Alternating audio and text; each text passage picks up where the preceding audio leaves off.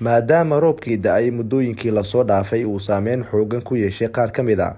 isku socodka wadooyinka caasimadda ayaa maamulka degmada Howlwadaag oo uu horkacaya gudoomiyaha degmada Howlwadaag ee gobolka Banaadir mudane Mustafa Cali Khayre waxa ay howlo dib u habeyn ku sameeyeen qaar ka mid a wadooyinka dhexmara degmada Howlwadaag oo ay saameeyeen roobabkii da'ay.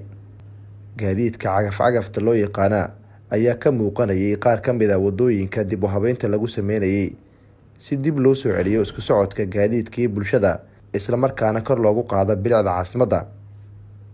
gudoomiyaha degmada Howlwadaag ee gobolka Banaadir mudane Mustafa Cali Khayre iyo sidoo kale gudoomiye ku-xigeenada degmadaasi oo howlo kormeer ku sameeyay qaar ka mid a wadooyinka dib u habeynta lagu sameeyo ayaa ugu baaqay shacabka degmada in ay kaalin ka qaataan dib u habeynta wadooyinka degmada iyo sidoo kale ilaalinta bilicda iyo nadaafadda. gudoomiyaha degmada Howlwadaag mudane Mustafa Cali Khayre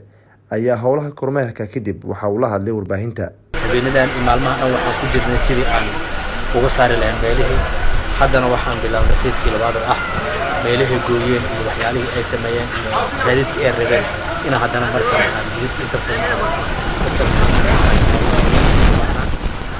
runtii waa waajibna saaran inaan u adeegno bulshada aan runtii hawshooda iyo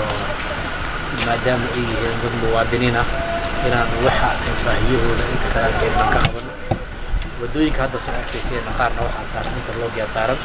qaarka kale oo hadda dhiman arkayseen oo ay ku jirta baaladii ku jirta oo hawshaas la qabanayeen ayadana hadduu Ilaahay yiraahdo maalmaha soo socdo marka dambe aan soo laabataan waxaan rajaynaa weji ahna nagu soo laabataan. Nuur Saciid Haliil, warbaahinta qaranka Soomaaliyeed, magaalada Muqdisho.